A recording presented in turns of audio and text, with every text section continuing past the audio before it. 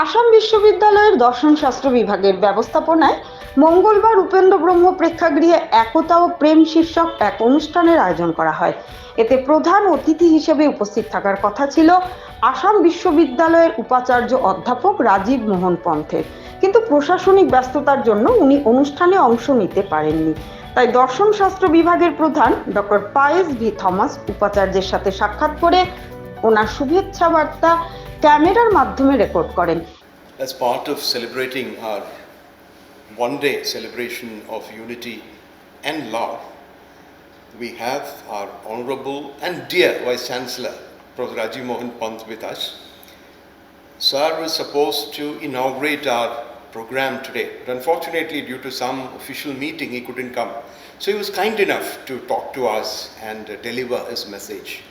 So I request and welcome our Honorable Vice Chancellor to deliver his message for our students, for the department, for the entire university. Extremely happy to learn that Department of Philosophy is organizing one-day program to celebrate the festival of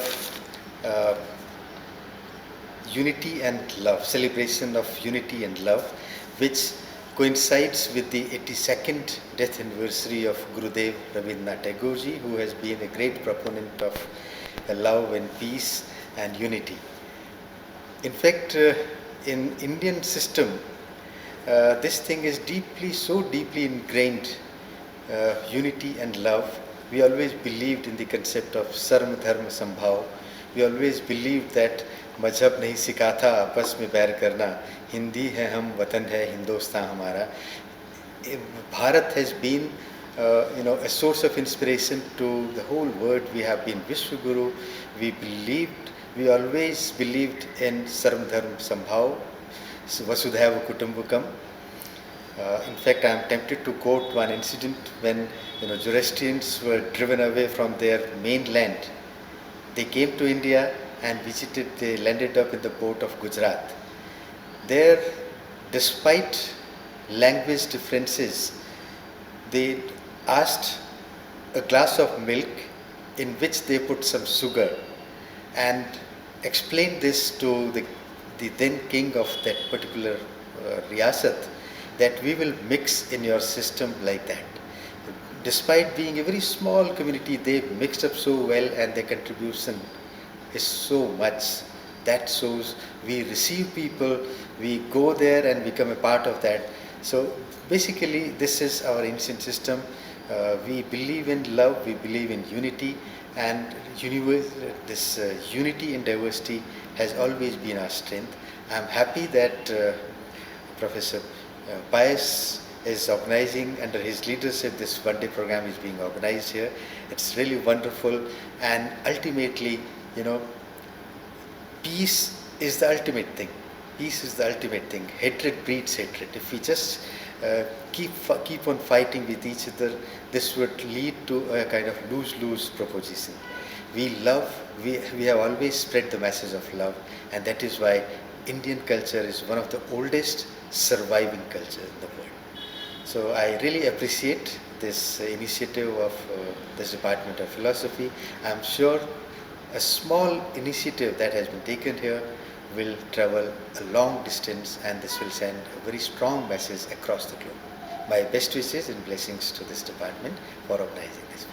এদিনের ওই অনুষ্ঠানে বিশিষ্ট অতিথিদের মধ্যে উপস্থিত ছিলেন professor Jayati Bhattacharya, in charge of school of philosophical studies ও school of social science. সাথে ছিলেন পদার্থবিজ্ঞানের প্রধান অধ্যাপক অশোক কুমার সেন। এছাড়া উপস্থিত ছিলেন দর্শনশাস্ত্র বিভাগের অধ্যাপক শুভ্রা নাগ, অধ্যাপক নির্মালী বর্মন, বিভাগের প্রধান doctor Pious V Thomas, doctor Munmun Chakraborty, doctor Debasmita Chakraborty প্রমুখ। অনুষ্ঠানের শুরুতে প্রদীপ প্রজ্বলন করেন অতিথিবৃন্দরা। তারপর বিভিন্ন বক্তারা তাদের বক্তব্য রাখেন। এদিন ছিল বিশ্বকবি রবীন্দ্রনাথ ঠাকুরের ৮২তম মহাপ্রয়াণ দিবস, তাই প্রত্যেক বক্তারা ওনাকে স্মরণ করেন।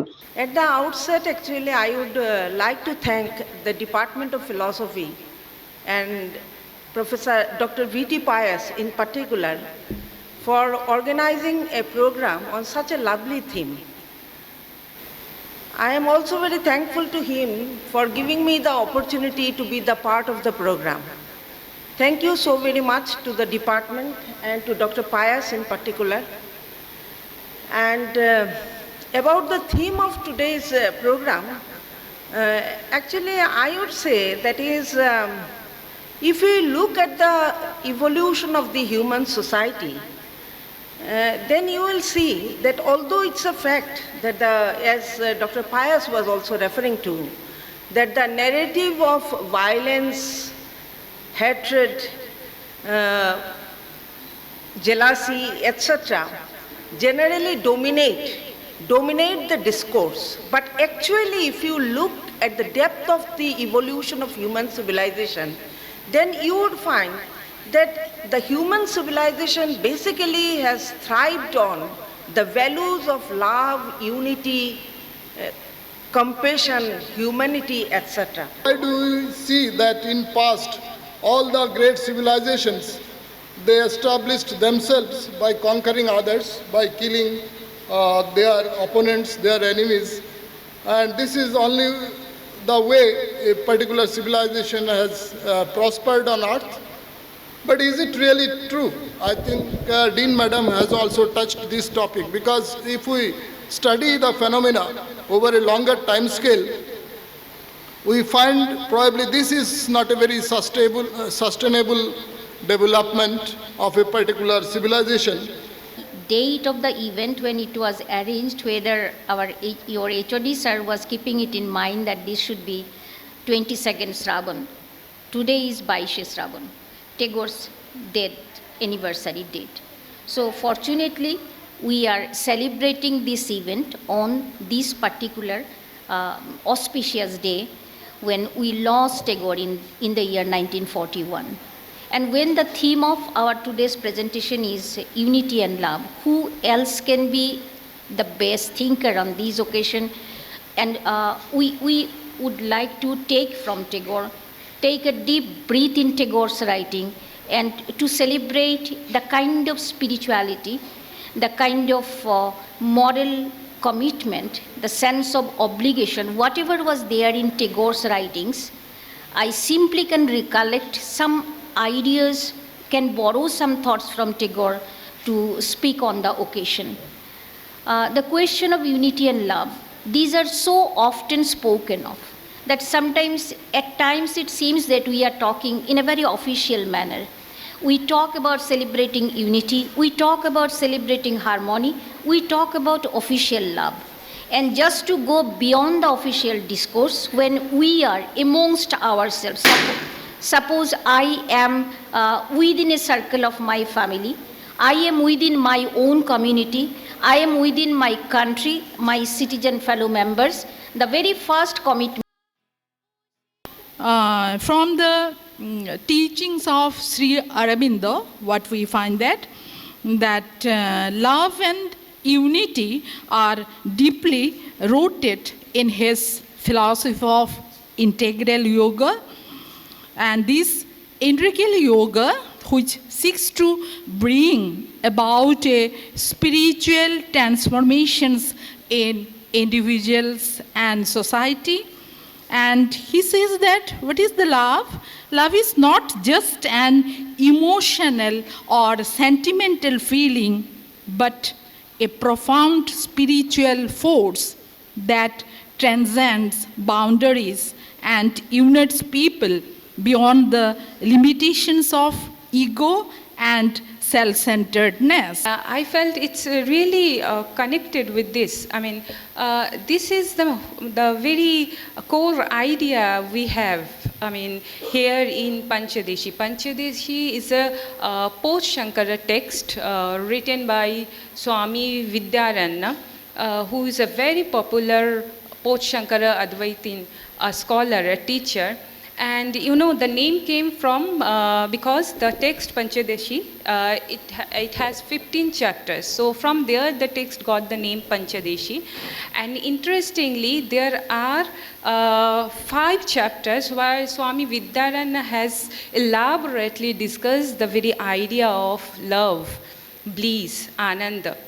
Okay, so it's something very significant. I find it's very important that you must go through it because this idea is not something foreign. It's not something abstract. It's already there in our traditional text, in our philosophical text. And we need to cultivate them. We need to uplift the same idea because if you read it, you will understand the way he has described the very idea of love. It's very unique. It's very, very unique. Since I associate myself with the pragmatic tradition, so I would highlight the pragmatic implications of the term love and unity. To begin with, I quote Professor Richard Rorty, who is a neo-pragmatic philosopher in America. He once remarked that, "My sense of holy, insofar as I have one, is bound up with the hope that someday, any millennium now, my remote descendants will live in a global civilization in which love is pretty much the only law." Doctor Thomas তার বক্তব্যে বর্তমান সমাজের বিভেদের মধ্যে একতা ও সামাজিক প্রেম ও মানসিক বিকারগ্রস্ত প্রেমের কথা তুলে ধরেন। এছাড়া এদিন বিভাগের ছাত্রছাত্রীরা সাংস্কৃতিক অনুষ্ঠান পরিবেশন করেন। এর মধ্যে উল্লেখযোগ্য অনুষ্ঠান ছিল বিভিন্ন ভাষাভাষীর fashion show. A hearty welcome to all of you. On behalf of the department and my personal behalf, to this celebration of unity and love.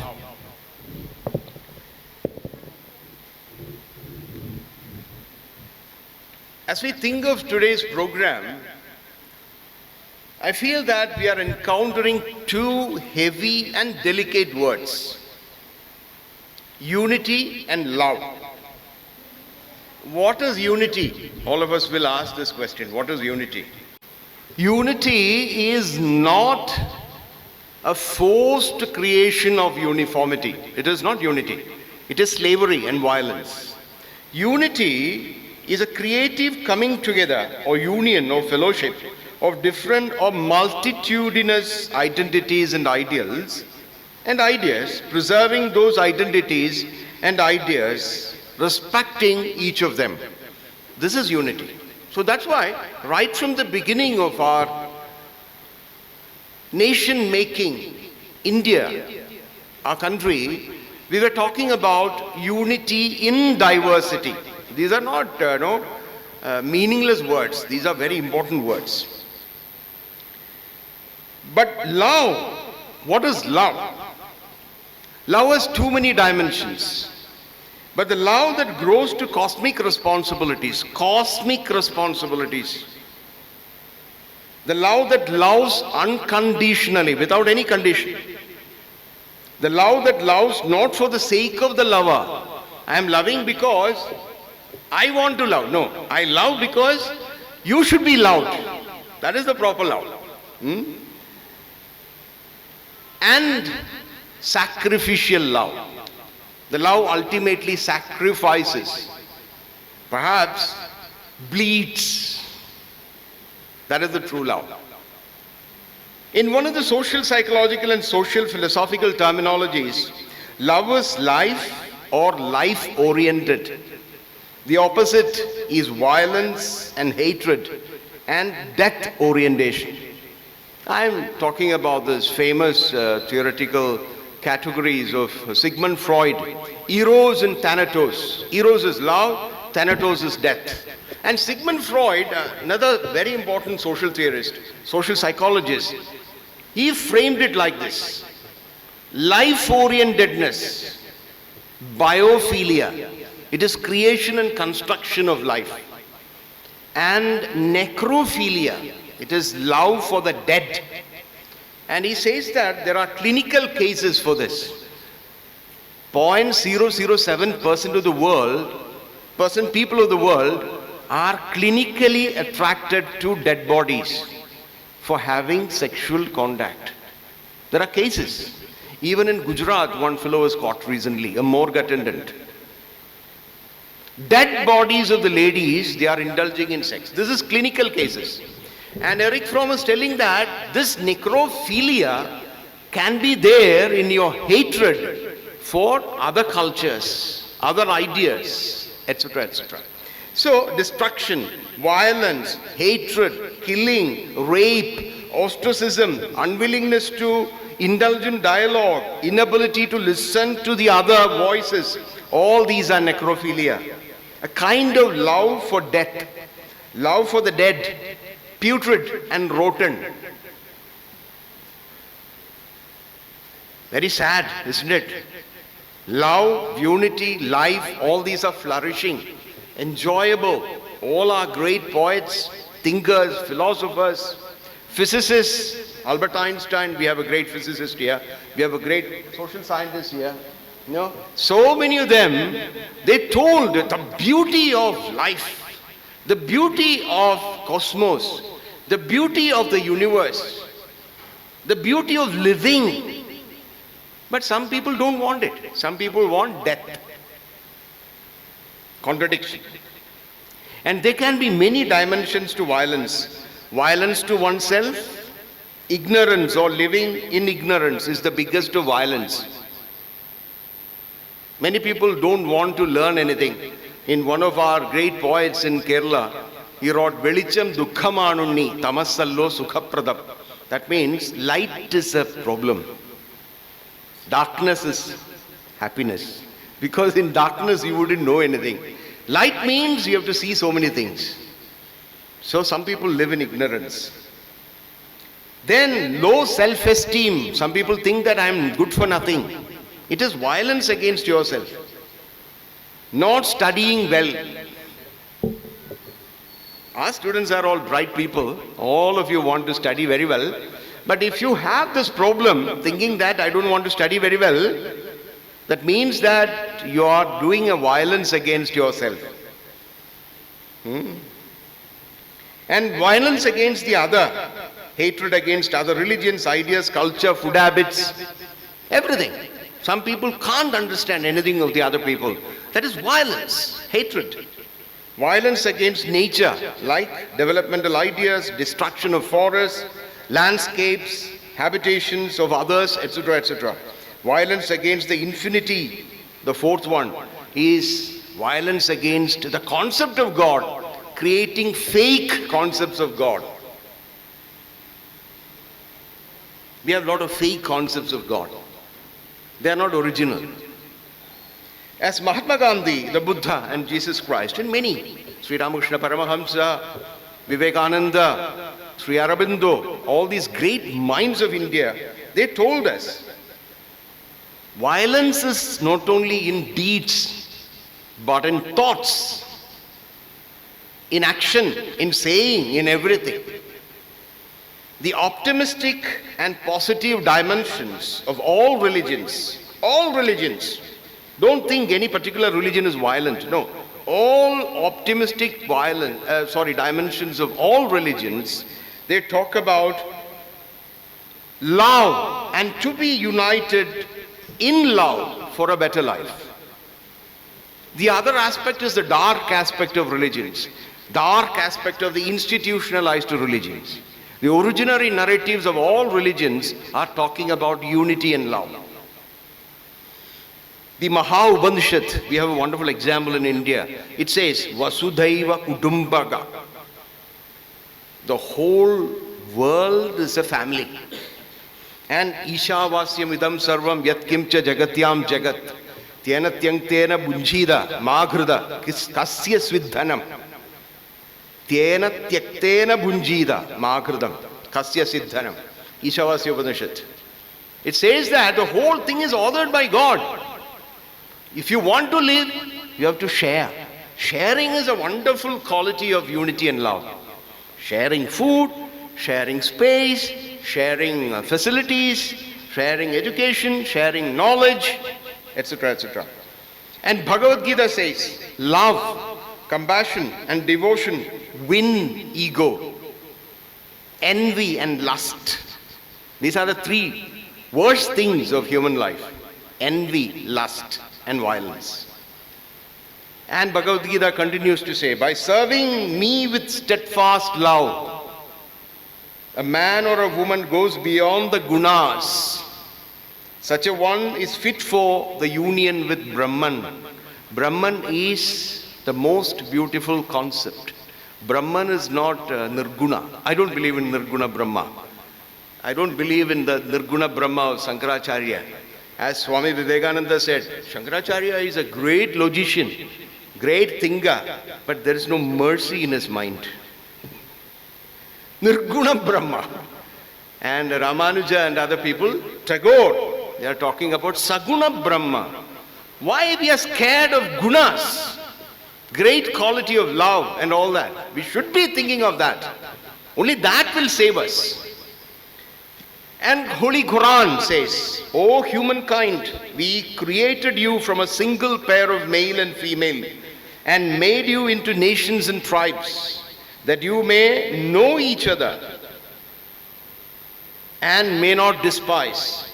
Verily, the most honored of you in the sight of God is the one who is the most righteous. The most righteous, the one who can love, serve others. They are the most righteous. Gautama Buddha says, loving kindness involves benevolent harmlessness or charity towards others, respect for others. It begins with oneself and also involves the destruction of narrow selfish interests and eradication of greed and selfish interests. This is the realization of unity and love.